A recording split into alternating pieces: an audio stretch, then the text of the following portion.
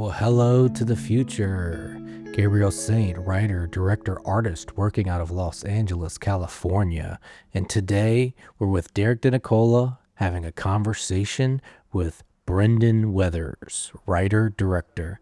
Let's hop right into the conversation about his newest feature film. I would say for like about a decade, I had a fragment of an idea in my miscellaneous document. And the idea was essentially that an actor is in a movie and is misled about what the nature of the movie is. And that, leads to negative consequences in his life. And this was based on a true story that happened. It was sometime in the Obama administration, and I don't have the Wikipedia in front of me, but you'll forgive me if I kind of mess up some details here. But there was a film it's either called Innocence of Muslims or Innocence of a Muslim or something like that. And that was kind of the germ of this idea. Was I read about this story where basically this guy made this, anti-Muslim propaganda film, and nobody who starred in the movie was aware of what the subject of the film was.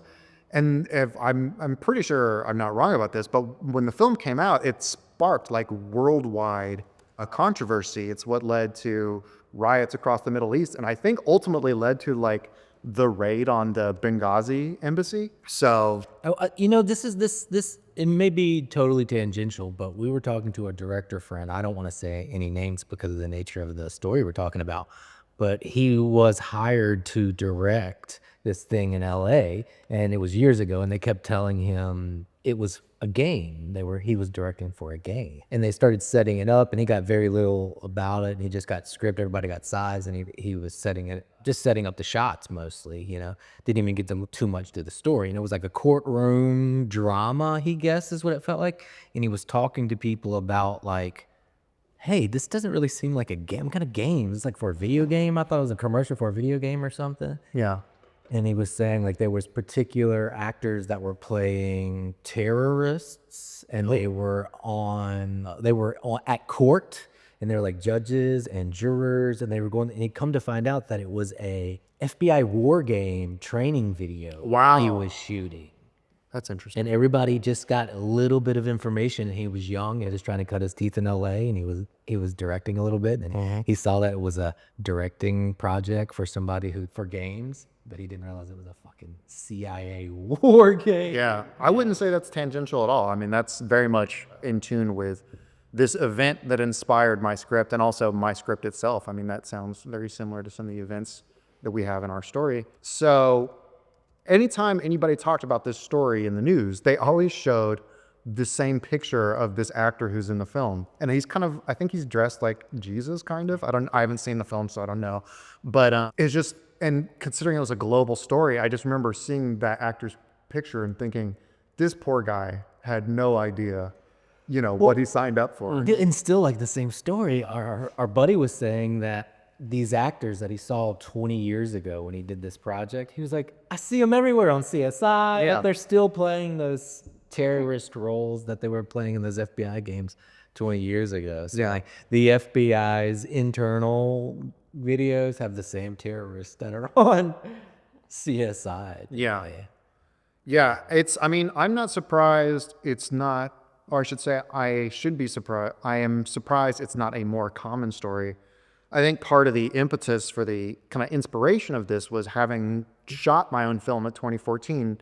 I just realized like how trusting actors were of sensitive information, their identity, the usage of their face. And So excited to work. yeah. And how somebody, not me, but how somebody could really take advantage of that if they had ill intention. Let me stop you a second. I see that Rose has joined us. Hey, Rose, thanks for joining the chat. If you got any questions for Brandan, he's a writer, director, just all around badass.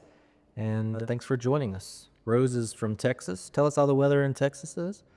And then I'm sorry, No worries, man. let's keep track. But we were talking about writing and your process for writing, and we kind of got off onto the. Yeah, so that idea, that kind of fragment of an idea of just that real life event and the inspiration that came from that sat around for probably about a decade. And then sometime in like 2020, my best friend Will and I, who we all know, we had decided that after like 20 years or, more than 20 years of friendship, that we would actually decide to work together, which was amazingly a thing that we had not done yet. Even though Will and I came up with the name of my production company, Antioch Productions, back in like middle school. We came up with that together. And We've done probably 3 films with Will, and I think, I met you through Will, yeah. but like I said, I had band rehearsal with Will last night. Yeah. So Will and I were kind of going through my 40-page doc of ideas, just try to figure out what project that we felt like both of us could work on. And we kind of narrowed in on 2 ideas, and then I wrote both of them. One of them, I think we both still want to do at some point, but it's out of our budget currently, what the script is done, and we both feel like really good about it. And the other one, this was our kind of in-budget idea, was this one. And then we were after COVID at that point, and we realized like, if we kind of changed the subject from, like the Islamophobia that the real life incident had to this other thing, and then we moved it up to a COVID timeline, that there was like kind of synergy in moving up the timeline, and that would lead to a couple other interesting complications for the character in the story. And then we started kind of working on it from there. And another thing I like to do is I like to have a couple pieces already when I'm writing, which is to say, like, ideally, at least 1 or 2 actors that I know I'm going to work with. And in this instance, Will was the lead. So what I would do next is that basically I would spend about, 2 or 3 months on a draft. And then Will and I would get together. We would read the draft. He would kind of give me his notes, his edits, and his contributions. And I would take those and I would, basically do the same thing, revise, spend a couple months on that. We would rejoin. So Will was, constantly, helping shape the direction that the script was going in. And so, I loved for him to have that experience as well, because I don't think he'd been involved in the creative process, that intimately and that deeply from the beginning. And now that we're, here at the tail end of it, he's actually has the experience of, been helping shepherd a film through every stage of its creation. And, hopefully he'll go off and do his, his own films now.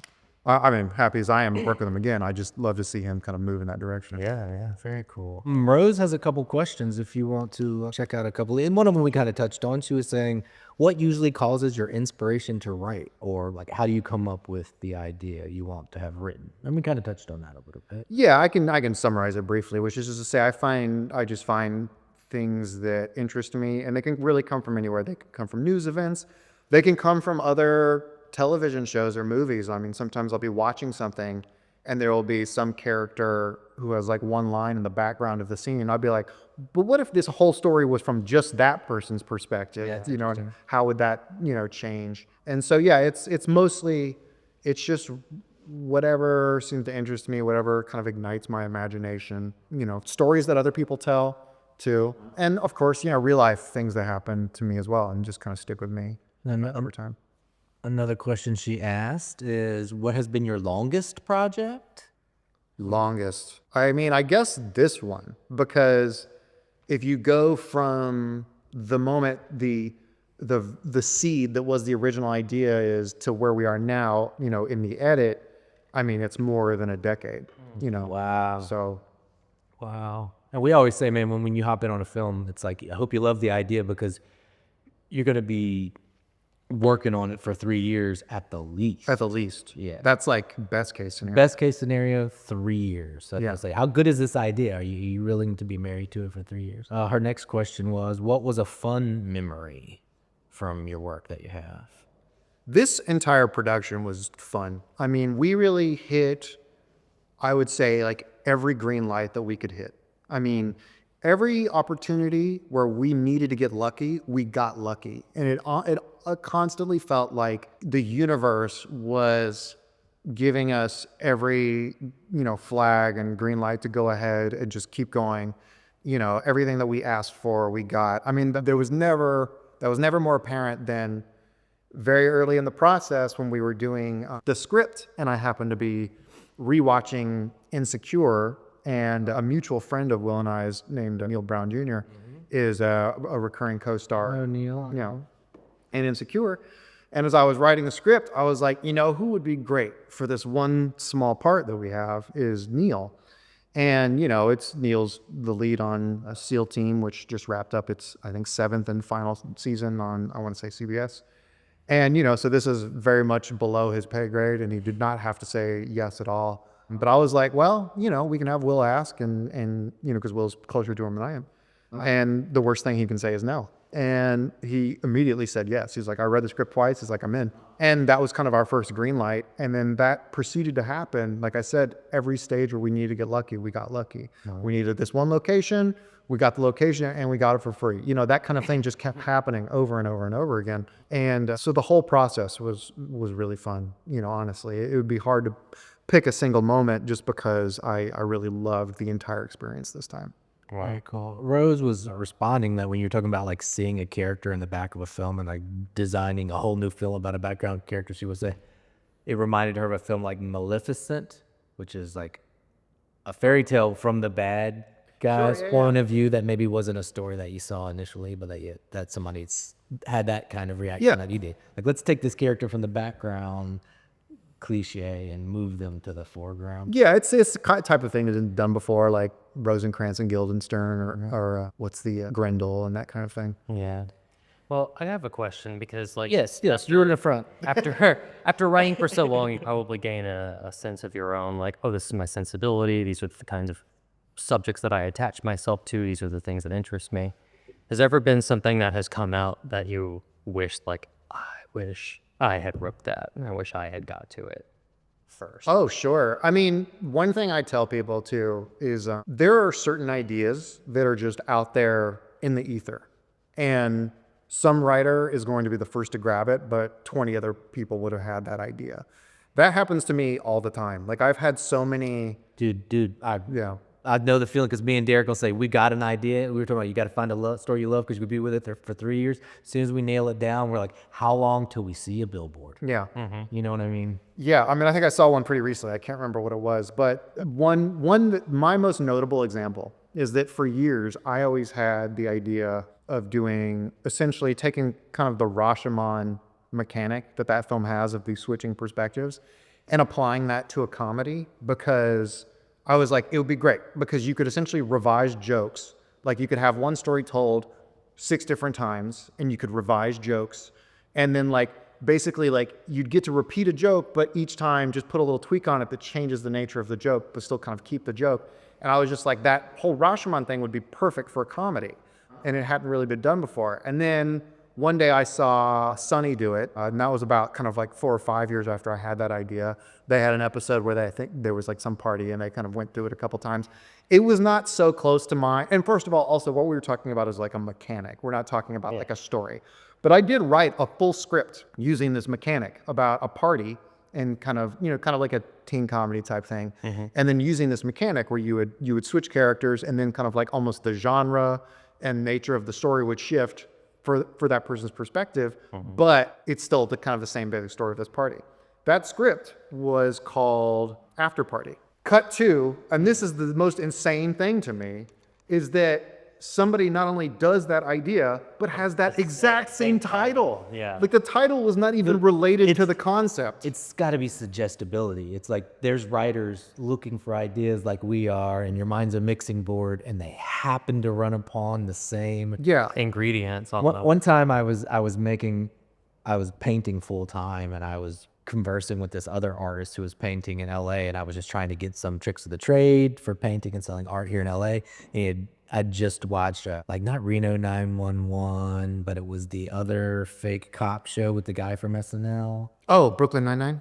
Yes, and it was something about like, I'm gonna stare at you so hard until my eyes bleed or something like that. It was like something I saw in the trailer for the show, and that phrase he said was like so kind of crazy. And later, Jesse put out a piece of art, and it was titled that phrase from the what's the show called? Who's the guy that does the positive roasts from SNL? Andy Samberg. Andy Samberg's Brooklyn cop show. Nine-Nine. Brooklyn Nine-Nine, yeah. And I said, man, you named that painting after the Brooklyn Nine-Nine. And he was like, how did you know? I was like, man, I got the same Hulu trailers, I guess. I don't know. there's, like I said, there's certain ideas that are just in the ether, and you just have to be the first one to grab it, and it happens all the time. And you'll have to learn, if you want to be a writer, you have to learn to just let that go. Sure. Like you can't still be married to a thing like that. Asteu just joined us in the chat all the way from San Francisco. Thanks for joining us, Asteu. We're here with writer-director Brandan Weathers. If you got any questions for us, let us know. All right, sorry, I didn't mean to stop you. I think Rose may have had another question. She's hitting us with these questions today. I think she said, if you were to talk to yourself in high school, what would you tell yourself, like as advice? And also, what would you give advice to young people who want to start writing or directing?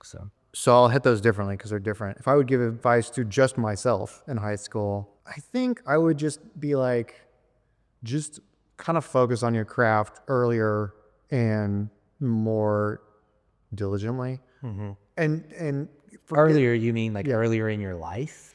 yeah, even though I started relatively early, I also spent several years playing video games. So it just kind of feel like, and while that also does kind of feed into the creative soup that's going on up here, at a certain point, it's just playing video games. Do you have, as like from a writing perspective, a favorite video game narrative?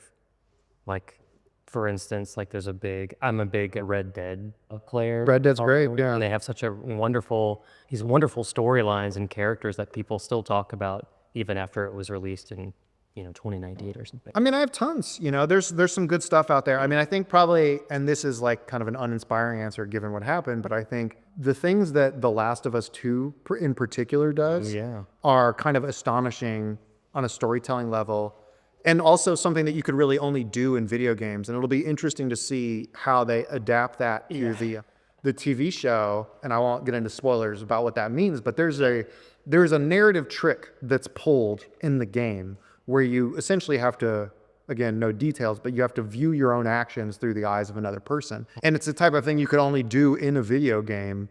And I've never really seen something like that done before. And so I think the way that story in particular kind of used the advantages of video games as a medium to hit you in a way that a film could not, I think is really inspiring. And I love the ending of that game, which, it's rare in an industry where truly they try to milk things in a way the film industry has never dreamed of. In a video game, you'll just keep sequelizing because it makes money, regardless of narrative intent. And I was really happy to see, Neil Blomkamp say that there probably will never be a Last of Us 3, which is just a rare thing to hear in a video game. It's like, okay, well, that's a guy who actually cares about the story more than, profit. Yeah, exactly. But my favorite of all time is probably Final Fantasy VII. Final Fantasy VII. Okay. Yeah, of course. I have a follow-up question. My favorite game is Mortal Kombat. Yeah. For the narrative, of course. The first 3 to 5. I like. Come on, Shao Kahn, get it together. I like Mortal Kombat. What are you watching right now? I'm always trying to watch whatever's popular, and because I want to know what's out there. Because sometimes there are wide writers who are like, I can't see that. I don't like to let it cross bleed, and it's like I get the rationale there, but I don't believe for it or advocate for it. And their kind of thing is like, well, we don't want to across the streams. We don't want what somebody else is doing to influence what I'm doing. But I'm also kind of like, well, I always want to be on like the cutting edge of where storytelling is. So I always want like the latest tools, so to speak, and you can only get that from watching the latest stuff. So I'm always plugged in. Like I watched the Severance finale last night, watched The Pit, which I thought was fantastic. What else have I got going on? I got a bunch of stuff. I always got a couple rewatches going on too. And I just finished rewatching Mad Men for probably the 6th time, like literally this morning. I finished a rewatch of 'Halt and Catch Fire recently, which I really liked. It was only the 2nd time I'd seen that show, and it had been several years, and I loved it even more the 2nd time through. And so those are kind of the things that are in the watching a White Lotus, whatever the popular stuff is generally. Yeah, absolutely. Very cool. And there was a second part of that question, which was Rose's question, which was, what advice would you give to young people who want to do the same thing? A piece of advice I don't think a lot of people would give, which is don't do this unless you really, really feel that you cannot do anything else in life. And that's not to say that it's not a thing worth doing, but as we have kind of already discussed here, you are going to be married to a concept for a very long time. and the sustained will it takes to shepherd a project from idea all the way to execution and completion is tremendous and not for the weak. And you've got to really, really want it. And You have to be obsessed. you do have to be obsessed. I mean, in order to do this film, the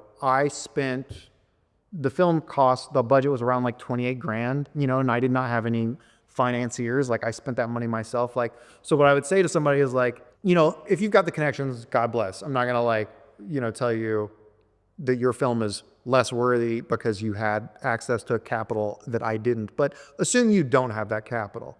Assume you're never going to get it. Do you love this thing enough that you're willing to spend your own money on it, that you're willing to give up your weekends, and evening hours for it, that you're willing to essentially work a day job and then do that on top of it? If you're not willing to do those things, then you're probably not going to make it, because it's the most competitive field in the world. The amount of people who break through are fewer and fewer. The rejection is constant. So like, if you're not in 100%, you're not going to make it. And I remember when I first took film in high school, and the most influential teacher I ever had was a guy named Dr. Xavier Ford at Santa Monica High School. And shout out, our rest in peace, unfortunately. But I remember on the first day, he said, raise your hand, if you know that you want to do this 100%. And I did not raise my hand. Only about 3 or 4 people did. And he was like, those are the people that are going to make it. And he was essentially making the same point. And then I kind of had to learn that over time.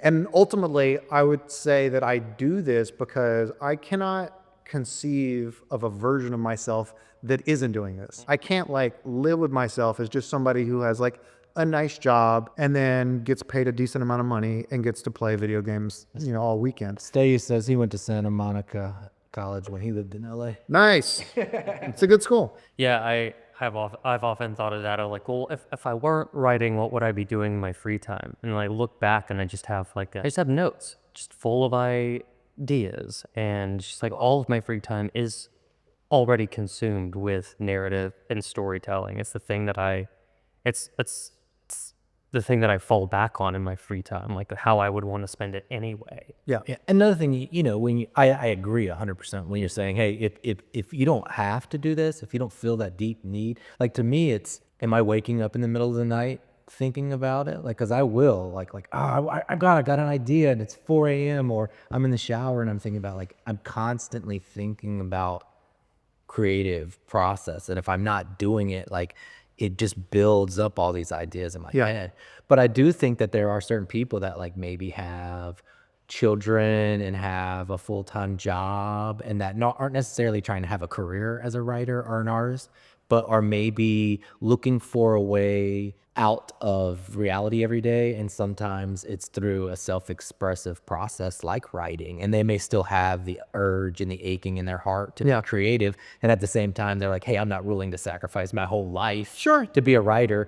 But they still need the daily expressive process. Some people get up, they go for a jog and they feel better. And I think some people might write in the morning to feel better with no expectation of turning it into a job. Sure. And if that works for you, that's great, but for me, it's just a thing that I have to do. And even if I'm never successful at it, I will always need to at least be trying and failing to do it in order to feel good about myself. If this movie that we just made never goes anywhere, I'm fine with that. I would obviously prefer a different outcome. But, the experience of making it was so creatively satisfying and fulfilling on every level that even now in its incomplete state, because I've only edited we're up to the halfway point of the film, it feels like I'm done. You know what I mean? It feels like the hard work is over. And now, I'm just kind of stitching the whole thing together. But it was such a fulfilling experience. And when it's working for me, it supplants and fulfills every emotional need that I have, I will freely admit to having a video game addiction, but some of those Saturdays when I start editing in the morning and then all of a sudden it's 5 p.m. It's I just kind of lock in and get in the zone. It's I'm not thinking about video games at all when it's going well, it's when you kind of get in the zone of that creative space, it's very rewarding and very fulfilling, but it's so much work. There's two things I want to kind of get into towards the end of the show here is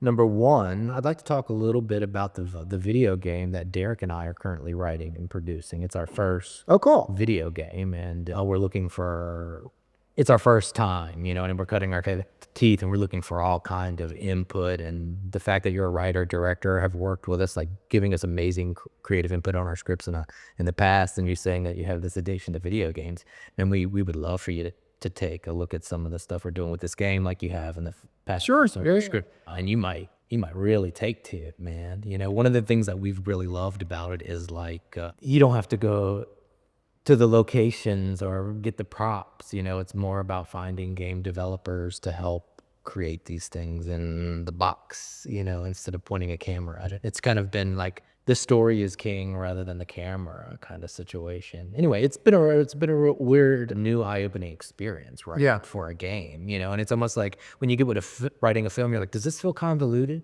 When you write a game, it's like, well, maybe it's better that it's a little convoluted because the character has to like fight out of it, Then we just things that we weren't used to. And I want to get into that subject. And the other subject is that we were kind of also touching about naturally is like self-expression, taking your shitty feelings or your shitty days or the conflict you're dealing with in your life, and somehow through this process of creating art, expressing yourself somehow makes you better, healthier, and happier.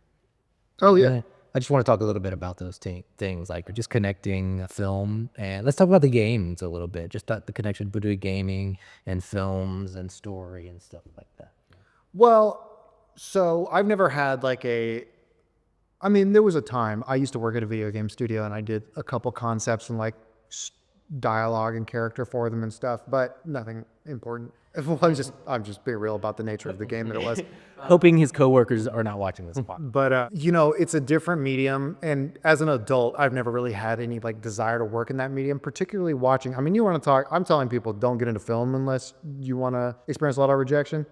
Gaming, I mean, Jesus, like the stories of the last couple of years and just the mass layoffs, and like right now they have like that Marvel's Rivals game, which was doing pretty well by all measurable standards, and then they like fired the director and like a bunch of the team just to like cut costs. I mean, you want to talk about a soul crushing industry. Gaming. So you're blaming gaming. I'm blaming comic book industry is so bloated that it's just eating people and spitting them out. I don't really see a relation between those two things at all. You said it's just Marvel. That's just the concept, though. That doesn't have to do with. It's just that IP is so rich. They just chew people up and spit them out. But regardless, that doesn't have to do with the mechanics of how game financing works. Sure. Which is what I'm talking about, and how the massive turnover in the video game industry. And so like, while I probably have like a couple video game ideas somewhere in that that giant document of random ideas, but it's not a huge thing that I should also say the medium is not inherently that. Like, it doesn't have to be that way. It just currently is that way because of kind of the money people who control all the levers of that industry. But it's also the greatest time for indie gaming that you've ever seen, to the point that you see a game like Balatro, which was just made by a small team and is now like this massive global sensation. And the indie gaming industry reminds me of what like indie filmmaking used to be like in like the mid 90s, early 2000s, you know what I mean? Where people were making middle budget films that were blockbusters. Yeah. You know what I mean? And nowadays you can't get a film in theaters if it's not. Yeah, I don't think, like, to be honest, and again, I hope this is not true, but I doubt my movie will ever see theaters. Like, I'll be very lucky to get it into festivals and to get it onto a major streamer. But, this one will probably not see a theatrical release just due to the nature, they're not putting movies like this. Yeah, it's not your film. I don't think, very little. I mean, George Clooney and Brad Pitt just did a film that didn't go to theaters. Yeah, even though I think they were explicitly promised it would. Yeah, that's what I'm saying. Like it's not like a blight on you. It's just it's the way the industry works. Well, and we were talking about how, the hook 'em in the first 5 minutes thing.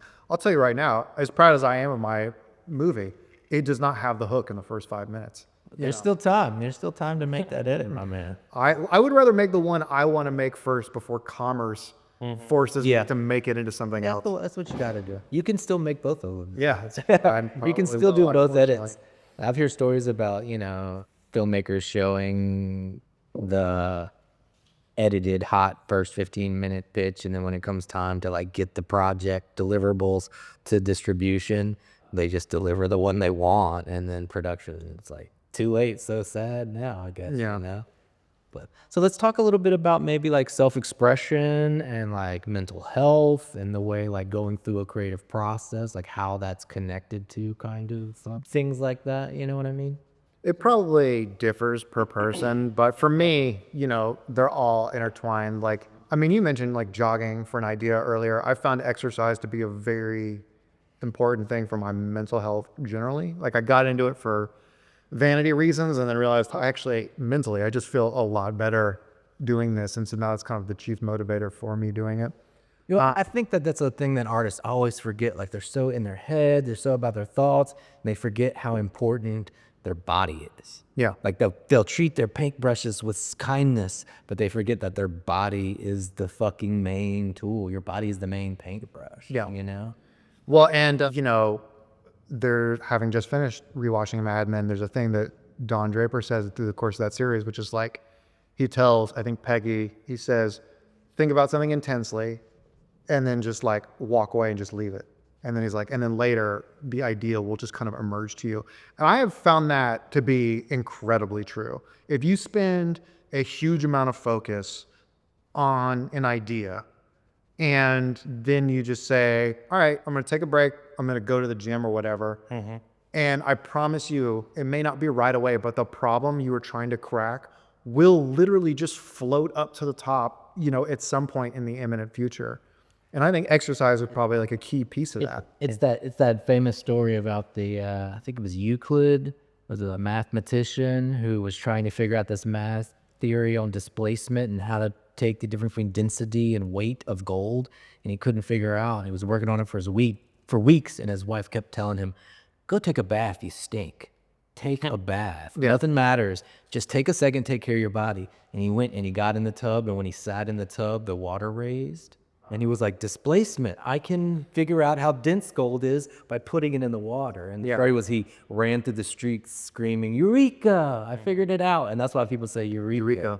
And it was a thing where his wife was like saying, take a second and take a break. There's another famous author who said that in the morning she had a process. She would wake up and she'd roll a cigarette and a cup of coffee and she'd go on a walk away from her studio. And as she walked, every step she got further away from her studio, the closer she would get to the perfect idea. And then at the end, when she was so far from her studio, she couldn't see it, she would almost think, I have to turn around and sprint back so I can get back to write it down before I forget. Thanks out with the notes app on your phone. Oh, yeah.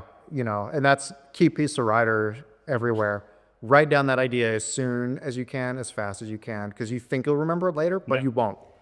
I have to have that debate with myself whenever I wake up at like 2 a.m. or something like that. And I'm like, I have the solution.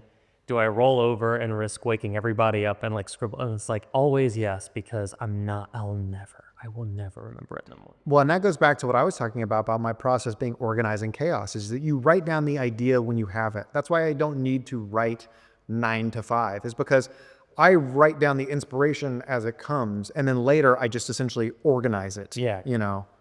Yeah, like when you said you have your miscellaneous document, and I was like, I have a miscellaneous bullshit all the time. Also, the shower. It happens a lot for me. Like something happens in the shower where, I don't know, I start to relax or isolated in a way. And to me, also, it's the sound.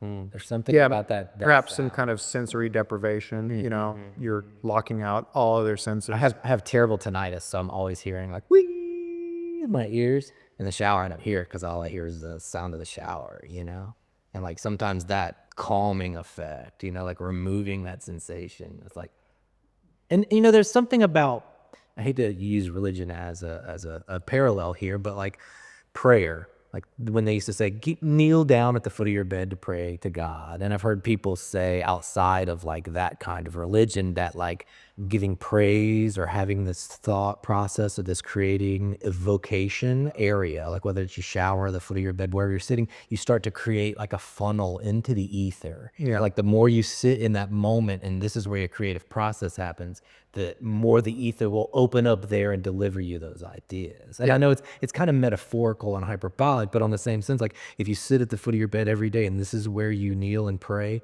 it's going to open up that connection to whatever the ethereal creativity is. The same thing I think when you're in the shower, like those areas become kind of metaphorically like sacred conduits to the creative ethereal above us, you know? Yeah. And on that note, I would say also, and I've heard other writers kind of echo this, but like just daydreaming is very important. Just like letting your mind wander is like such an important part of the process. Esteu and Rose are all co-signing the shower to the best thoughts here. My friend Elizabeth, who writes children's books and is also an actor, uses a farming analogy. And she'll just say, Derrick, it's not always harvest time. Yeah. It's like, oh yeah, plant the seeds, water them, let them grow. It's amazing how much time you spend writing is not actually physically the ticky-tacky. Yes. That reminds me of two things. Einstein used to say that he wouldn't call it daydreaming, he would call it free associating. Yeah. I love that. So instead of him, like, I'm not thinking of nothing, I'm thinking of everything. Yeah. And then I'm letting my brain connect the things that matter, but I'm not actively doing it. I'm giving my brain time to free associate. And when Einstein says it like that, dude, it sounds beautiful. That Yeah, it sounds a lot better than daydreaming. daydreaming. And the other thing, David Lynch, R.I.P., would compare creative. I was in transcendental meditation. He would compare it to fishing. You're fishing for these little ideas, and on the surface, you got a bunch of little fish. But the deeper you go inside your creative place, the bigger the fish get. And the longer you wait, the bigger the fish get. And that's how he could say, if you're looking for these quick, fast ideas and that are on the surface, they're there. But if you want those big, deep ideas, you got to go deep and get those big fish. I always thought that was a very cool kind of analogy. And just to round it out, I want to bring it back to like how this process and how going through some of the stuff is good for your mental health and for your processing daily life and for self-expression, you know? Well, I mean, I guess I would say that wanting to be a creative and wanting to be like a filmmaker in particular is almost in a way a kind of like mental disease. It's like you just feel the need to be this. And like sometimes I'll have people ask like, or I'll hear people on other writing podcasts be like, how do you come up with your ideas or you know, how do you know that you want to do this? And in my experience, I'm like, you kind of already know. Like your brain will be leaking these things out before you have a venue to kind of channel it down. Sometimes to the point where people around you might notice before you notice. True. Yeah. I mean, you'll hear people say like you're funny or you have really good jokes or ideas or whatever. And Esteu says that part, you already know. yeah, He's like, yeah, he's co-signing that. He says he tells people that all the time. it finds its way out. In high school, I used to write like kind of poetry and stories in a book. I never wanted to be a poet and quite frankly don't have much respect for it. But, you know, like I wanted to write. Ouch! Yeah. And so it would, before I kind of knew what the best avenue to like channel it through, it was finding its way out. It was leaking through the cracks, you know? And so you kind of already know, like if you find yourself doing that, if you find yourself scribbling away things and you don't even have a place to put them and you're not sure where you want them to go or even why you're doing it, like you're probably that type of person. To get back to your mental health thing, the question is, are you that type of person where your mental health will be bad if you're not doing this or if you're not attempting it? And so for me, that's how those things are linked, because my mental health is better when I'm in pursuit of these creative conceits. Yeah, see, I even wonder because I don't even know if I would be worse off because I've always been scribbling or writing or creating something in some capacity for so long. And the thing I preach about, the thing I think it's self-expression. I think if you are able to express yourself, it's healthy. And if you don't express yourself, then you're repressing yourself, which is unhealthy. And I think whether it's writing, painting, music, jogging, gaming, you're expressing who you are, not just to the world around you, but to yourself. Yeah. You're like reminding yourself what you're physically capable of, what you're mentally capable of. And then when people turn around and they look at your jogging or they look at your art and they say, well, I see you and I see what you're doing. You're like, yes, I'm reiterating to myself and to the world who I am through self-expression. Well, through action too, right? Because you can't like self-express if you don't do anything. You Yeah. have to do something. Yeah, it's an active process. Yeah, and not to be, although I will, not to be like the old guy complaining about like TikToks and everything, but like Please do. you see kind of this power dynamic, this power shift happening right now in the industry, which again goes back to the point is don't do this unless you 100% like want to do this, because now it was already hard, but you are going to, in the next couple of years, start to see, and it's already happening, the money shift to that. And I think there is something to be said, while that is like self-expression, and there certainly is art within those mediums, I do find something very offensive about the ego of it. Like, as a creative, you have to have an ego. There has to be a certain amount of buy-in just for you to inherently say, like, I deserve to be out in the field. My work deserves to be seen. And often, in some cases, my work is better than other people's work who is being seen. And on the one hand, there's something great about the gates kind of coming down for anybody to have the avenue to publish, what they want. There's a phrase that comes to mind: starve the ego, feed the soul. Yeah. But I do think there's something to be said about channeling that into like a different path versus just kind of, I don't know, just creating a persona or a trick on TikTok. Like I saw somebody recently, and this woman, she's essentially like, I don't know her name and I won't blow up her handle because I don't know it, but I saw what she was doing, which was basically just kind of like this engagement farming thing where she would kind of claim to like, she would be like, why didn't anybody tell me this like super obscure fact? And then the super obscure fact she would give is like the most obvious fact that everybody knows. And it was some kind of like pop culture. Is it like hate clicking? That's what I'm saying, is like, she's figured out that she can Rage drive, baiting. yeah, she can drive up the number of comments by people Rage saying like, baiting. literally You're so everybody stupid. knows Yeah. this. Rage And baiting. because of the way those algorithms are designed, those comments end up propelling her thing. Yeah, And interaction is interaction, negative or positive. exactly.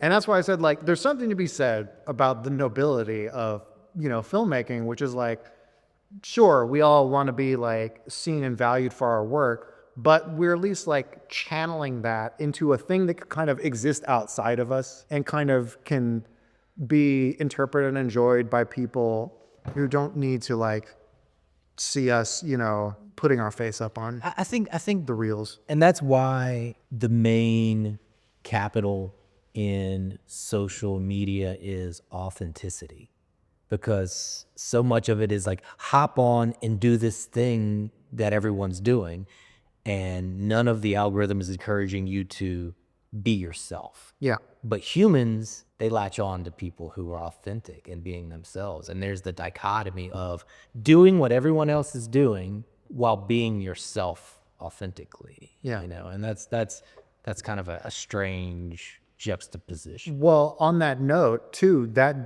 kind of brings us back to like the 5-second hook thing, which is like, it really kind of makes me want to dig my heels in further and say like, no, this movie is going to be this, it's going to unfold at this exact pace because that's the pace it was designed to unfold at.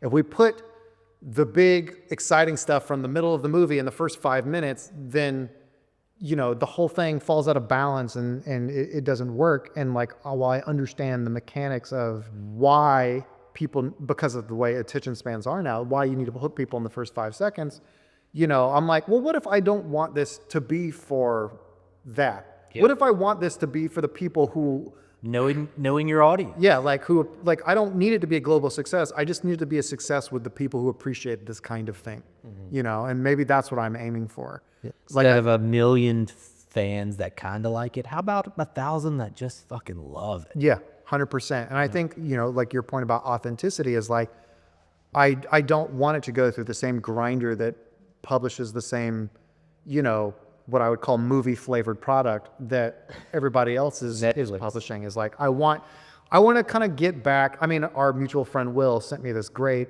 Instagram of Mark Duplass the other day, who's just saying like, make your own stuff. Nobody's coming to the Calvary. Yeah, the Calvary's not coming. Yeah, and I loved it so much. And I really love kind of his whole ethos and his mentality. And I'm like, I'm 100% in that field. I'm just like, we've just got to do it for ourselves. Stop waiting for somebody else to give you money.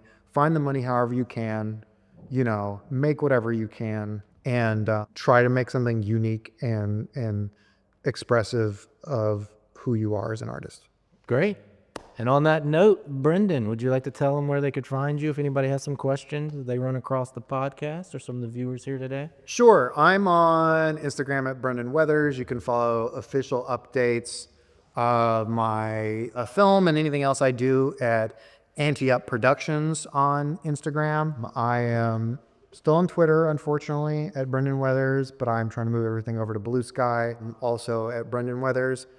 And I'm on Threads, which sucks, but I'm there. All right, y'all. Stay you, Rose. Thank you for being here. Everybody who's here watching, I just want to remind you that if you're having a shitty day, you're dealing with drama from your life, from your friends, from work, just dealing with shit from your own self, well, you can write a movie about it. You can write a book about it. You can design a game about it. You can play a game about it. You can paint a picture about it. But you're going to take it easy on yourself. You're going to give yourself some grace, and you're going to take it out on art instead. Thank y'all for being here. Thank you, Brendan. Thank you, Derrick. And we'll see y'all next time. Oh, let me put up the bug. I forgot. And take it out on art, y'all. See y'all next week.